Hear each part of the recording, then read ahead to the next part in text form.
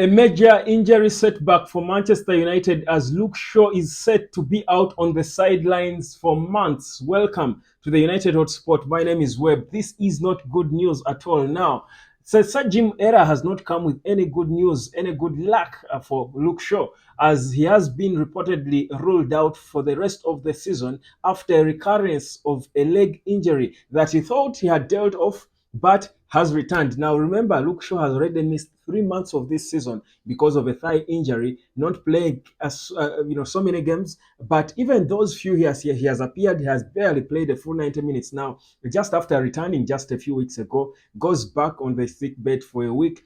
Put off at halftime against Aston Villa, doesn't even finish the game against Luton at Kenilworth Road last weekend. Luke Shaw now, it is reported, is going to be out for the rest of the season. Now, this is not good at all for him, first of all, as a player, because this continuous injuries for a player will always do them bad in terms of their mental health. Honestly, Luke Shaw is on 150,000 pounds per week by Manchester United. Obviously, he knows that he's one of the big earners at the club, and certainly he's not going to be left aside by Ineos, who are going on trimming the squad and trying to look for players who are not giving us enough value. So Luke Shaw, unfortunately, despite him being one of the best left backs in the league, I think his injury situation is going to make it difficult for Sir Jim and co not to let go of him. So it's a bad situation that for a player who many love, many hope he could have come on and really achieved the best he can achieve, because we all know his potential. But unfortunately, injuries are fettering his progress. But where exactly will he go? Besides, of course, worrying about where exactly we'll go in the future, we can start to worry about the near future for Manchester United, because we do have an upcoming game against Fulham back at Old Trafford, and Shaw not being there takes us back to the same struggles. We've had Lindelof play there for this the two games that Luke Shaw did not manage to play the full 90 minutes. Lindelof comes on rather for Luke Shaw. He struggled against Aston Villa. He looked a bit better against Luton. Maybe he's also trying to rediscover himself and get some bit of match fitness. But there is no natural left-footed player in our defense as we speak now, with Lisandro Martinez also out of the squad. That's a big concern for Eric Ten Hag, especially considering how he wants to play with left-footed players playing on the left-hand side of his defense. So it's a sad bit, but question is, who should play there? Should it be Victor Lindelof? Should we continue with Lindelof, or do we have Diogo Dalot getting inverted, hoping that Wan-Bissaka could return and take up the right, or in the event that Wan-Bissaka, who is still rolled out, and we are waiting for an update on Friday by the boss, whether Wan-Bissaka will be able to play on Saturday, whether he's back and fit.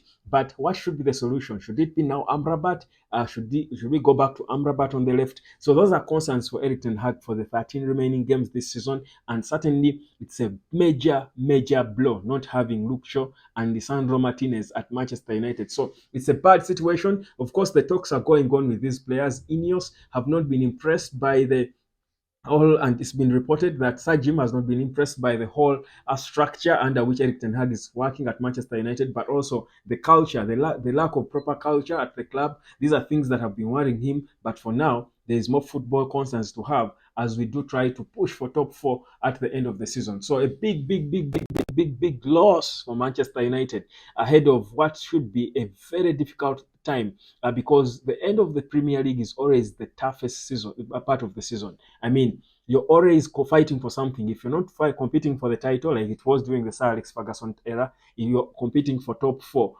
If it's not that, you're trying to survive relegation, of course, for the other clubs. So the games are always difficult. Every game is like a final for each club, because each club is pushing to either survive or finish as high as they can possibly do. So it's going to be a very difficult period for Manchester United. Again, takes you back to the issues we've been having. So I've told you, this guy is having a recurrence of a leg injury that he thought he had bitten off. Now that's extremely frustrating. You've got to now deal with this player. You've got to rehabilitate him. The rest of the season, they're saying he's not even going to be available for the Euros. That's again a big problem for Gary Southgate, because Luke Shaw is his preferred starting left back with what he has been building over the years. So a big problem, a confusion at Manchester, but in England as well. And solutions are now what we will be hoping for. If you ask me, I'm still for Amrabat starting on the left. I enjoy Amrabat better playing in the left.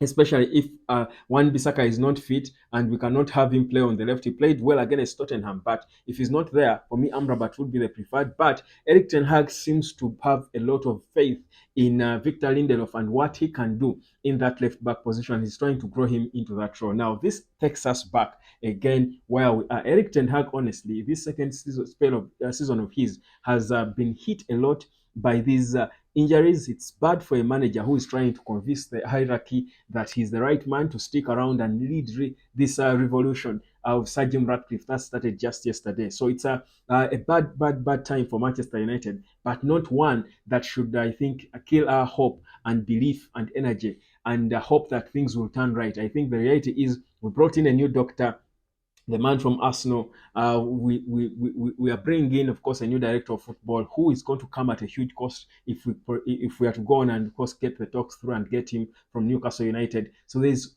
certainly going to be a lot of reasons for us to be positive as we go ahead. I know so many Man United supporters who are obviously frustrated now by the situation, but what I know is that Luke Shaw's time at Manchester United is coming to a fast end. He's coming to a quick end because we signed him. He's been at United for about 10 years now. We signed him in 2014, one of the first signings in the season after Sir Alex Ferguson just left. We got him for Southampton, and he was, I think, one of the most promising young players at the time. And honestly, I think he has given us good, decent games. He has shown us his potential, but we have not been lucky to get the best of him. That happens in football. That's the sad bit about football. That at times it works, at times it doesn't. But either way, you've got to keep your head high as a player. The beauty is Luke Shaw. He's 28. He has been earning decent wages. He can't say his career, I think, was bad. It might be cut short by injuries, but again, it's just him being unlucky. No one will say he didn't try. He's been working hard. He's had a good attitude. But I think for me, it's the end of the time for him at Manchester United. And the beauty is, Saudi is there. The Saudi league is not as intense, probably, that you think it will demand a lot from him. He can also go. He's only 28, really.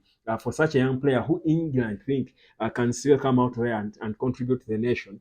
He can still be helped and he stays around England, plays in some clubs in England. But for me, if you ask me, just going by his injury record, he should just go and make money, as much money as he can make for himself. From the 150,000 quid he's earning at United now per week, he can earn anything close to that in Saudi. Let him go there. Tyrell Malaysia, who should be his backup, he has not played a single game this season. He has been injured after having a surgery, of course, and he was out for a long time. Then his recovery is set back because of issues he got during the rehabilitation. So he's again back to square one. So the reality is we have a big situation on us, and people are saying, could we have rushed to send back Sergio Reguilon?